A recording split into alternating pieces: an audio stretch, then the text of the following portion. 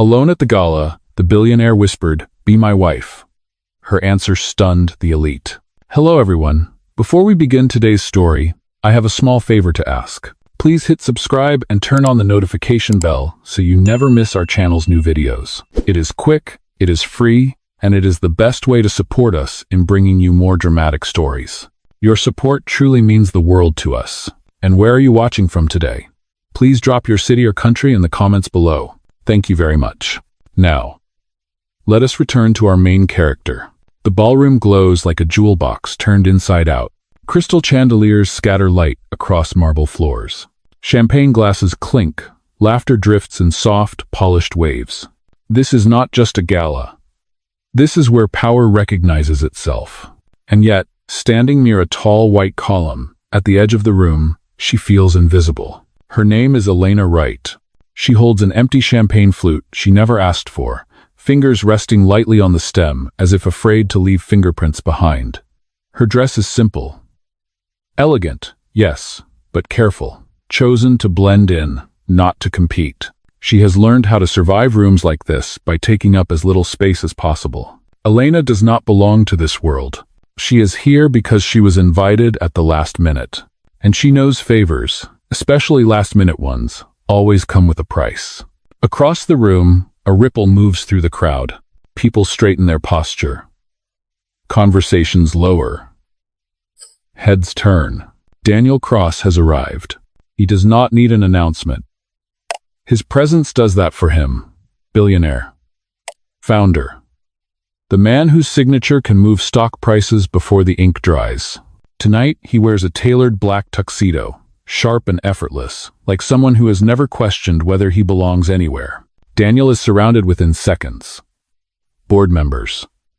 Investors. Family friends who smile too wide, but his eyes are scanning. Not for admiration, not for approval. For hair, when their eyes meet, something tightens in Elena's chest. Not excitement, not hope, recognition. She understands immediately that this night, whatever it was supposed to be, is no longer hers to control. Daniel excuses himself from the circle with a nod that costs him nothing. He walks toward her, steps measured, expression unreadable. The closer he gets, the more she feels the weight of the room shift, as if attention itself is bending in his direction. He stops beside her, close enough that she can smell his cologne, clean and understated. He does not greet her loudly. He does not smile. Instead, he leans in and speaks so quietly that only she can hear. "Be my wife." The words are calm, controlled. Spoken the way other men might say, "Pass the salt." Elena blinks once, certain she misheard. "I need a wife," he continues, his voice steady, almost businesslike. "For 1 year. It is a contract, nothing more." Her heart stumbles, then races. The room around them continues as if nothing has happened. Music plays, glasses clink. Somewhere, someone laughs too loudly. She turns to face him fully now. Up close, his eyes are sharp, focused. But there is something else beneath the surface. Pressure. Calculation. A deadline she cannot see but can feel. "You are serious," she says. "Yes." "And you chose me?" she replies slowly. Because you are here," he answers. "Because you are not part of them." His gaze flicks briefly toward the crowd. "And because tonight I need someone who will not betray me." To there. Elena lets out a quiet breath. Her mind races through images she keeps buried. Overdue bills. A notice folded neatly inside her purse. A phone call she has been avoiding, returning. This would solve everything. Instantly. Security, stability, protection. But the way he says it, so controlled, so contained, makes something inside her resist. "This is not a proposal," she says. "This is a transaction." Daniel does not deny it. "Think of it as a partnership," he replies. "Temporary. Public. Beneficial." He pauses, then adds, "I will take care of everything. Everything." The word lands heavy. Elena looks down at the empty glass in her hand, then back up at him. Around them, the elites smile and drink and speculate, unaware that a decision is forming in the quiet space between a billionaire and a woman they never bothered to notice. She has not answered him yet, and the night is just beginning. Elena does not answer Daniel right away. Instead, she looks past him, toward the wall of windows overlooking the city. Miles of lights stretch into the dark, glowing steady and indifferent. From up here, everything looks possible. From down below, she knows better. Because when this night ends, her life does not turn into a fairy tale. It turns back into reality. Elena excuses herself with a quiet nod and steps away, her heels carrying her toward the hallway outside the ballroom. The music fades behind her. The laughter dulls. Her breathing becomes louder than the room. She presses her palm against the cool marble wall and closes her eyes. 1 year, as the wife of a billionaire. Her mind immediately rebels. This is absurd. This is dangerous. This is not how real life works. And from the pros. By here bros. And from Mar. And from Mark. And from Mars. And from Mar7. And from Mars. And from Mars. And from Marsev. And from Mars.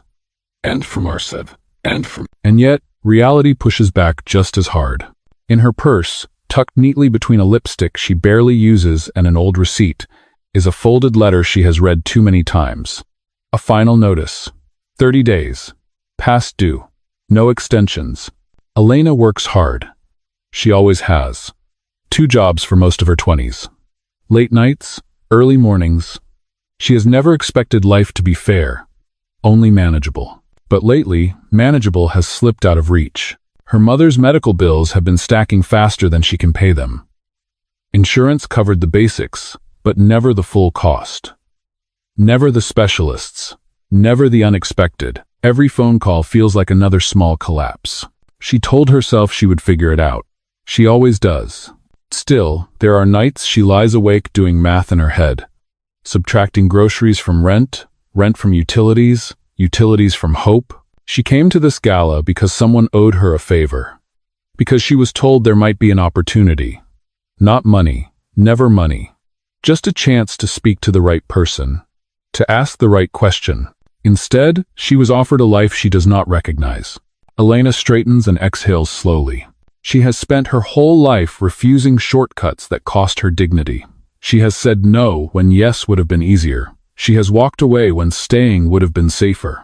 This offer threatens everything she believes about herself. A voice interrupts her thoughts. You look like someone who just heard something impossible. Daniel stands a few feet away now, no longer surrounded by people, no longer performing. Just a man in a quiet hallway, watching her carefully. She turns to face him. You are asking me to trade my name, she says calmly. My privacy. My life. And you are asking me to do it quickly. Yes, he replies, because I do not have time. She studies him. Up close, he does not look reckless. He looks cornered. And if I say no, she asks. Daniel does not hesitate.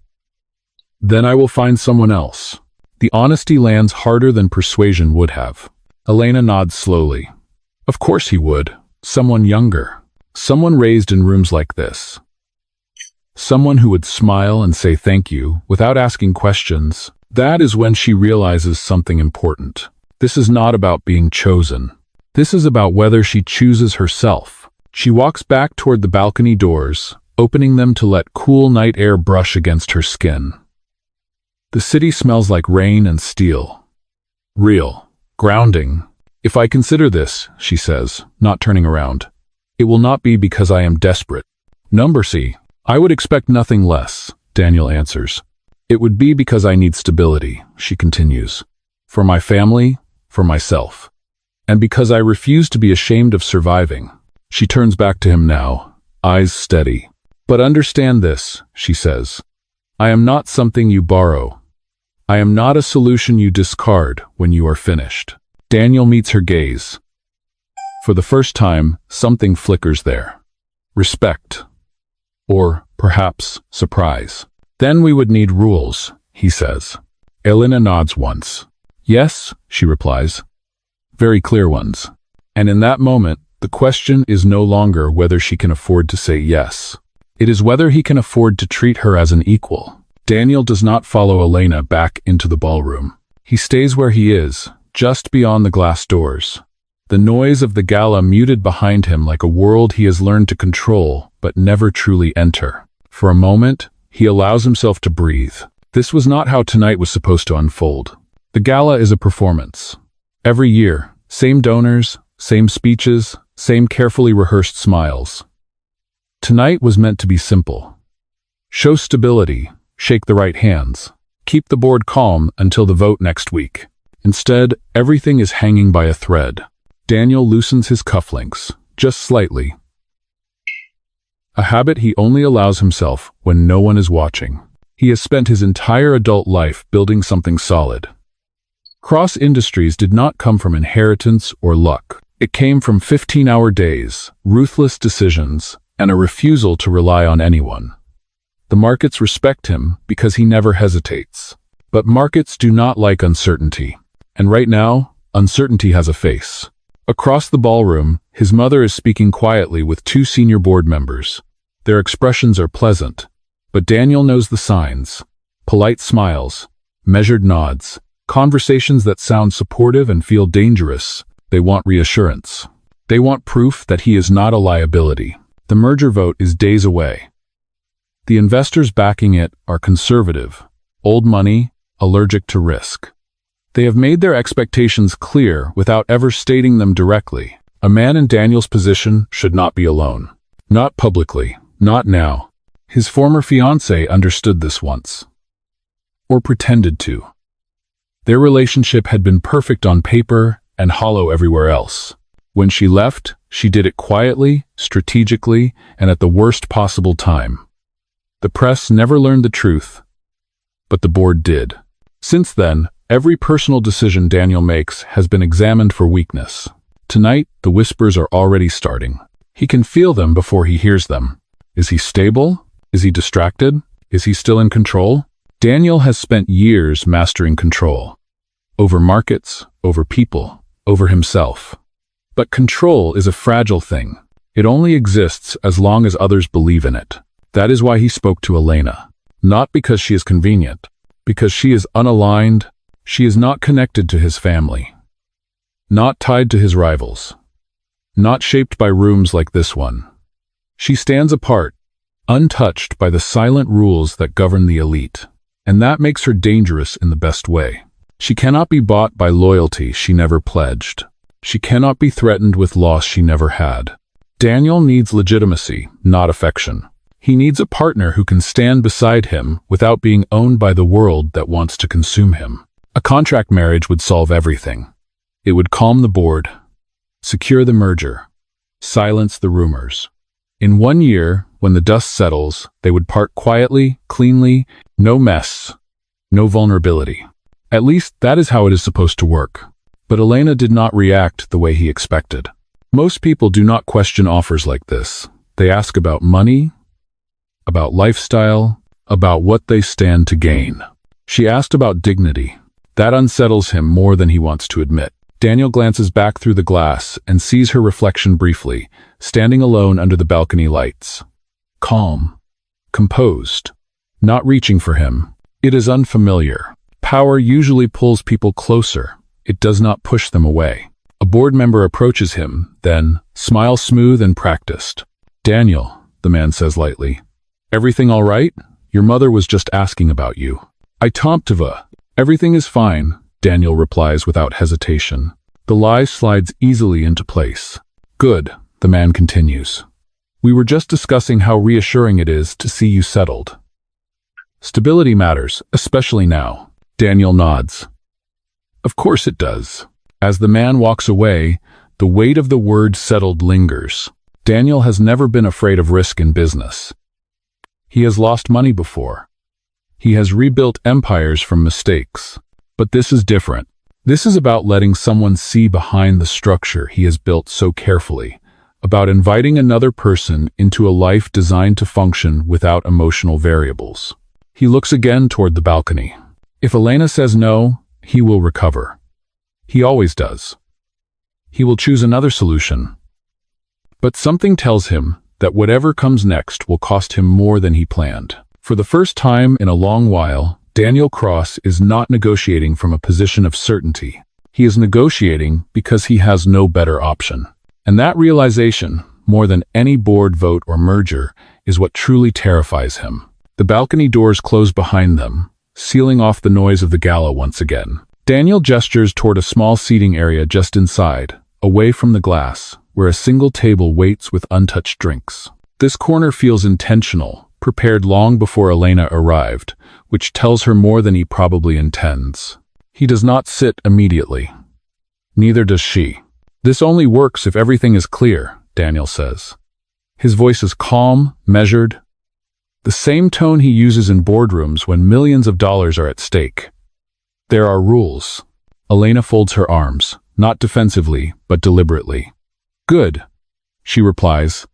Then let us start there. Daniel takes a thin folder from inside his jacket. Black, unmarked. He places it on the table between them, not sliding it toward her yet, as if acknowledging that this is not something to be pushed. 1 year, he begins. A public marriage. You will attend events with me, dinners, galas, family functions when required. When required, Elena repeats. Meaning when it benefits you. Meaning when it benefits you. Yes, Daniel answers without flinching. She nods once. Continue. There will be financial security, he says. Housing, transportation, privacy, anything you need to live comfortably and without scrutiny. And in return? She asks. Daniel meets her gaze. Discretion. Unity in public. No contradictions. No interviews. No surprises. Elena exhales softly through her nose. She has heard versions of this her entire life, just dressed differently. Expectations framed as generosity. Control framed as care. And emotionally? She asks. Daniel pauses for the first time. This is not a romantic arrangement, he says. We will not owe each other affection. Or intimacy. Say it clearly, Elena replies. He does. We do not fall in love. There it is. The line that makes everything feel cleaner, safer, temporary. Elena steps closer to the table and finally opens the folder. Inside, typed pages wait neatly, every clause precise, every contingency anticipated. This is not his first contract like this. Perhaps not even his first marriage shaped on paper. She reads quickly, absorbing more than just words. She notices what is missing. There is no exit clause for me, she says. Daniel tilts his head. There is. No, she replies calmly, tapping the page. There is an exit clause for you. Silence stretches between them. You can terminate this arrangement with notice, she continues. I cannot. That tells me exactly how you see this partnership. Daniel studies her, then slowly nods. That can be revised. It will be revised, Elena says. She closes the folder and looks at him fully now, no hesitation in her expression.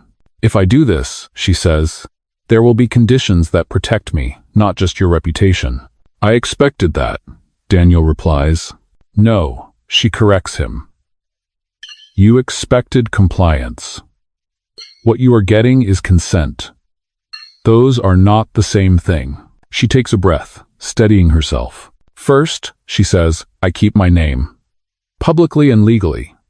I will not disappear into yours. Daniel considers this. That may raise questions. Let them, Elena answers. If this marriage is strong enough to reassure your board, it can survive my name. He nods once. Agreed. Second, she continues, I have the right to walk away. At any time, no penalties, no threats, no consequences disguised as consequences. That creates risk, Daniel says. Yes, Elena replies, that creates balance. Another pause. Accepted, he says finally. And third, she adds, her voice firm now, you do not speak for me. Not to the press, not to your family, not to your board. If I am standing beside you, I speak for myself. Daniel looks at her for a long moment. You are asking to be treated as an equal, he says. I am telling you that I will not do this otherwise, Elena answers. The air between them feels charged, not with attraction, but with something more dangerous. Mutual recognition. Daniel reaches for the folder again and adjusts it, already mentally rewriting terms. 1 year, he says once more. Public marriage, mutual respect. Clearly defined boundaries. And one more thing, Elena adds. He looks up. This arrangement ends quietly, she says. No humiliation. No narrative that paints me as a mistake. Daniel nods. You will leave with your dignity intact. Elena holds his gaze, then extends her hand, not to seal the deal, but to mark the shift. If I say yes, she says, it will not be because you needed a wife. It will be because we chose the same solution, Daniel replies, taking her hand. Their handshake is brief, professional, steady, but as they release, both of them understand something fundamental has changed. This is no longer a favor. It is a negotiation between two people who refuse to disappear. The next morning begins before Elena is ready for it.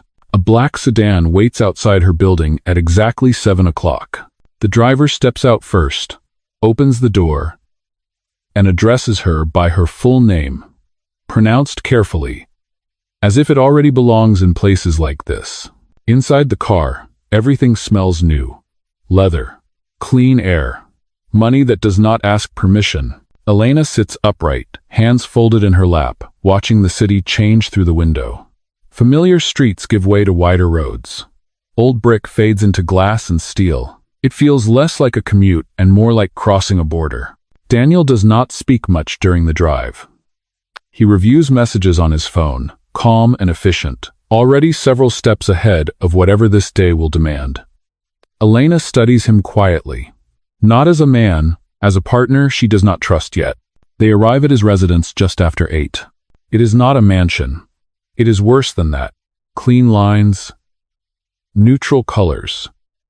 Everything intentional.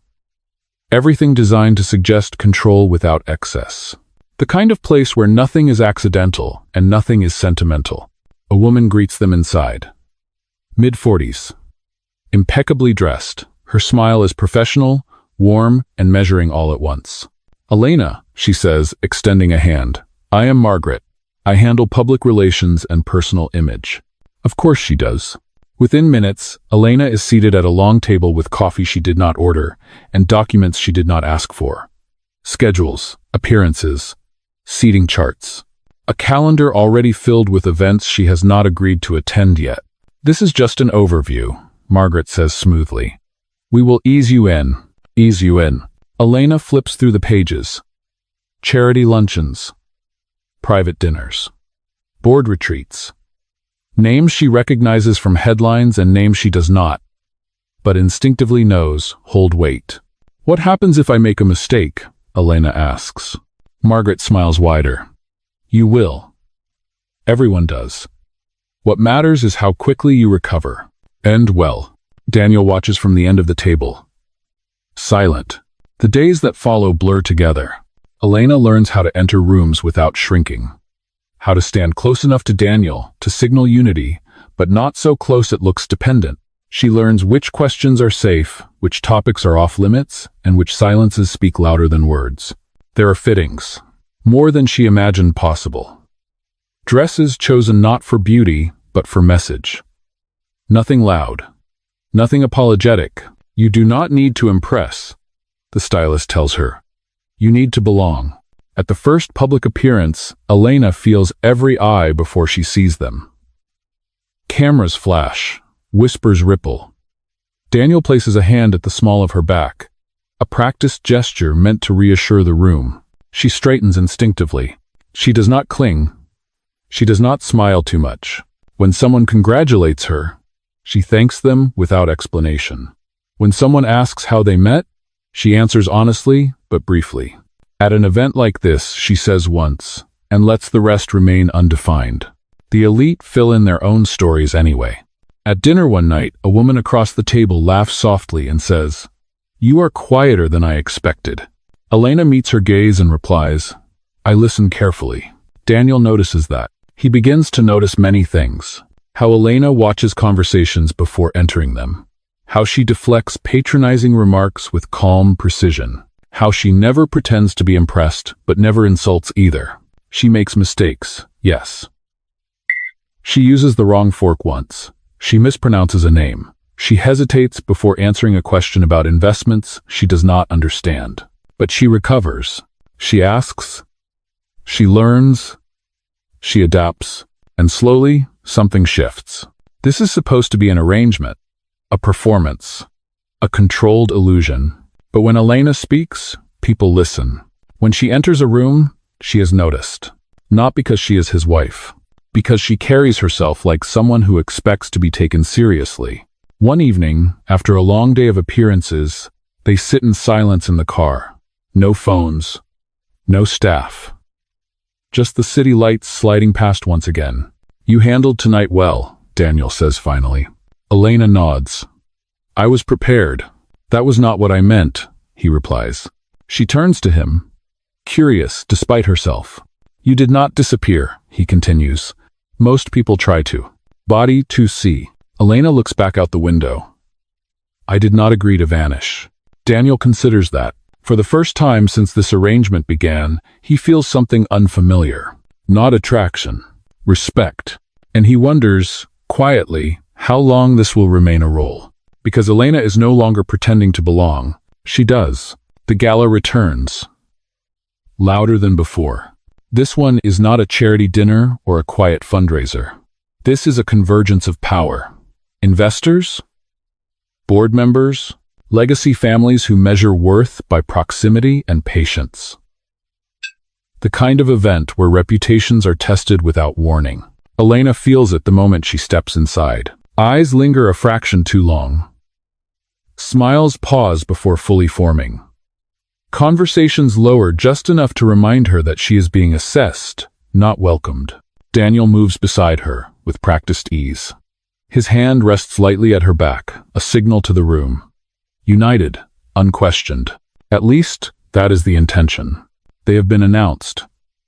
Photographed. Praised with polite congratulations that sound supportive but feel conditional. Then it happens. It always does. They are midway through dinner when Daniel is pulled away by a senior investor. The conversation looks casual from a distance. Elena remains at the table, surrounded by people who now see an opening. A woman across from her leans forward, her diamonds catching the light. "You must be overwhelmed," she says kindly. "This world takes time to understand." Elena meets her gaze. Every world does.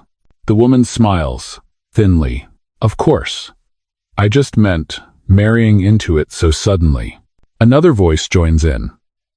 A man to her left, older, confident in his relevance. "It is admirable," he says, "how adaptable you are. Daniel has always been generous."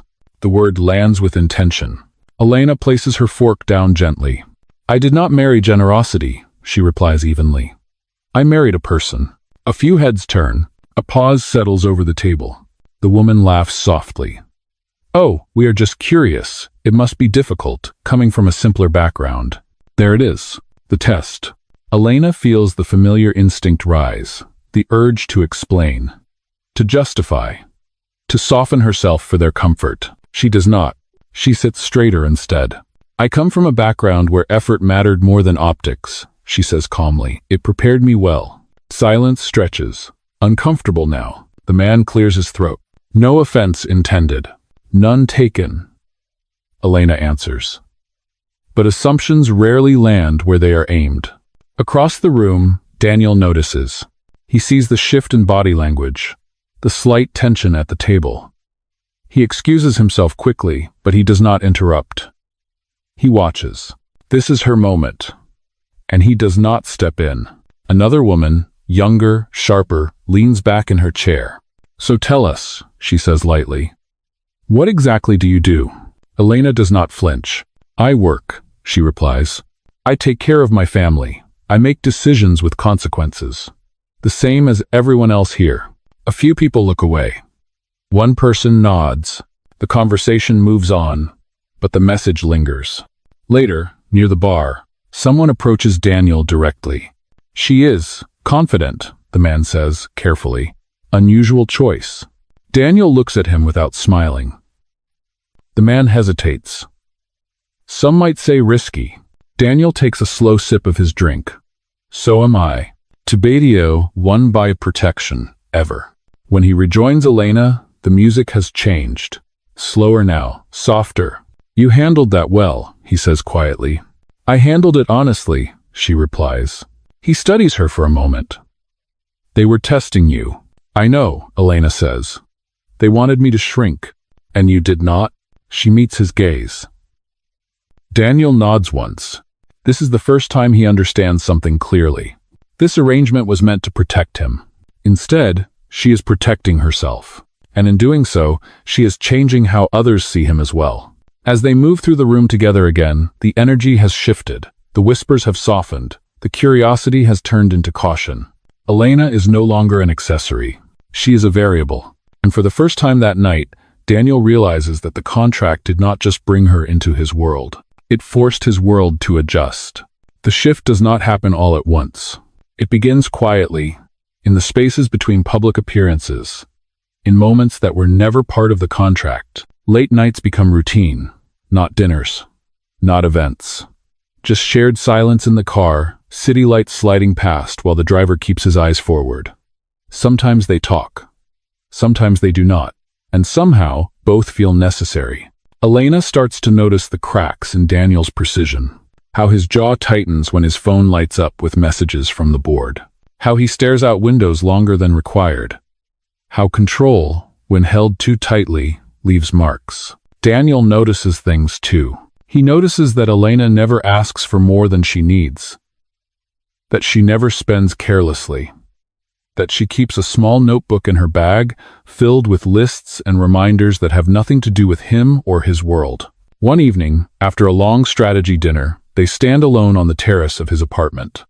The city hums below, distant and constant. You do not enjoy this, Elena says suddenly.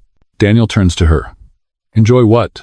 The performance, she replies, the pretending. He exhales. It serves a purpose. It costs you, she says. He studies her for a moment. You are not supposed to see that. I am not blind, Elena answers. For a brief second, something almost soft crosses his expression. Then it is gone. The next day, everything breaks. It happens in the most public way possible. The article goes live just after noon. A major financial outlet. Neutral tone. Carefully sourced. Impossible to dismiss.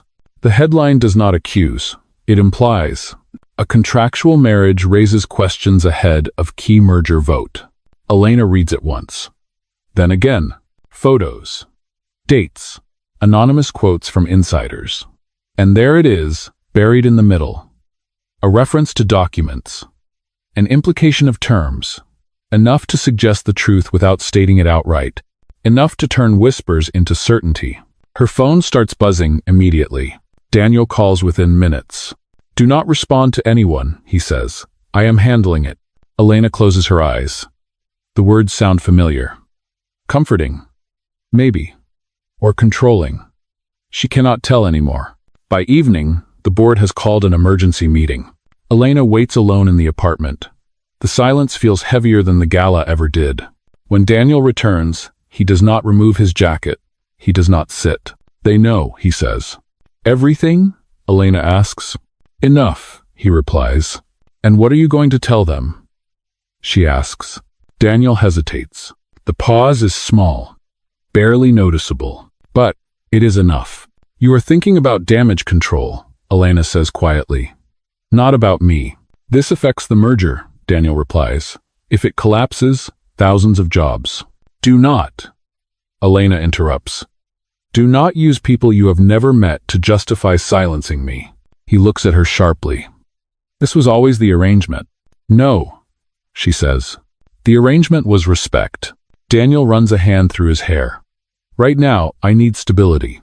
And I need honesty, Elena replies. Silence stretches between them. I can make this go away, Daniel says finally. We release a statement. We emphasize commitment. We downplay structure. You lie, Elena says. I protect us, he answers. She shakes her head slowly. You protect yourself. The truth settles between them, heavy and undeniable.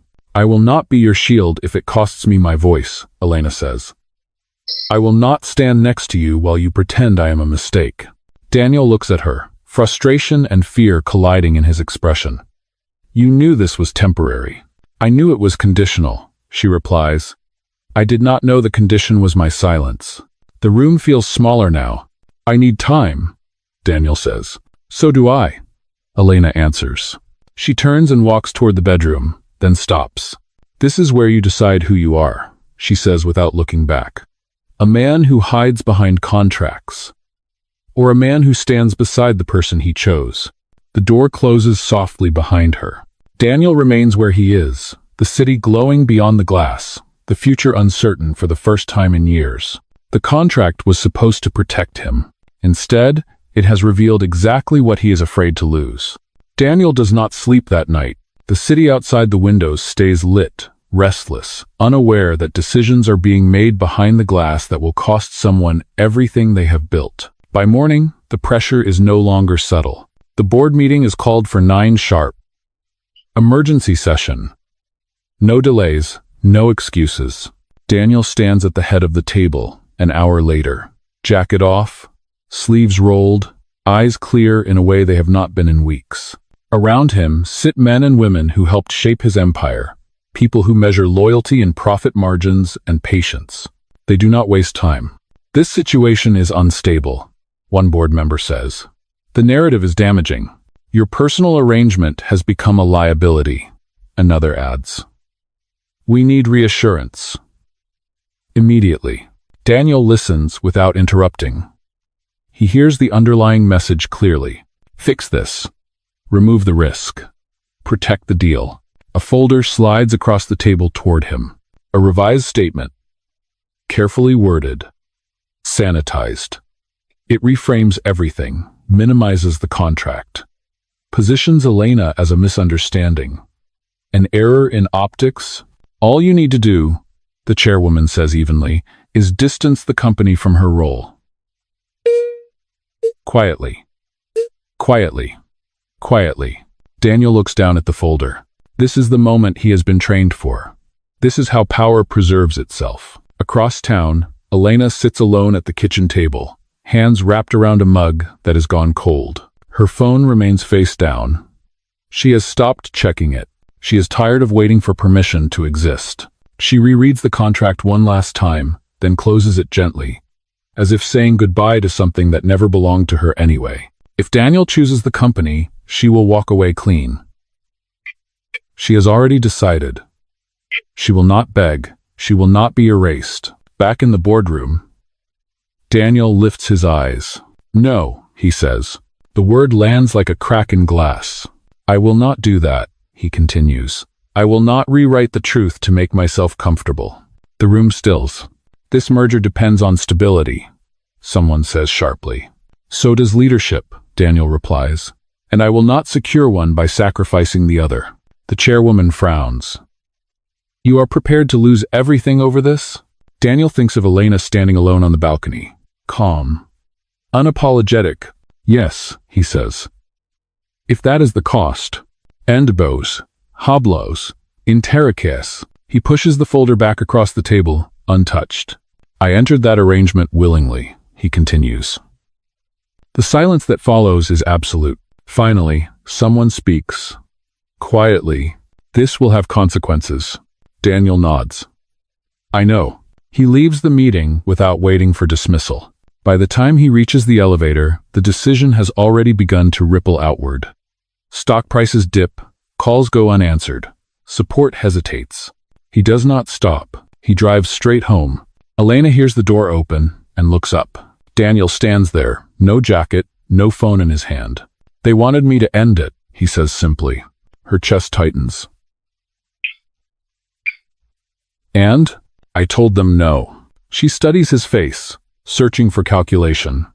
Finding none. I told them I chose you, he continues. Not the contract, not the narrative. Silence stretches.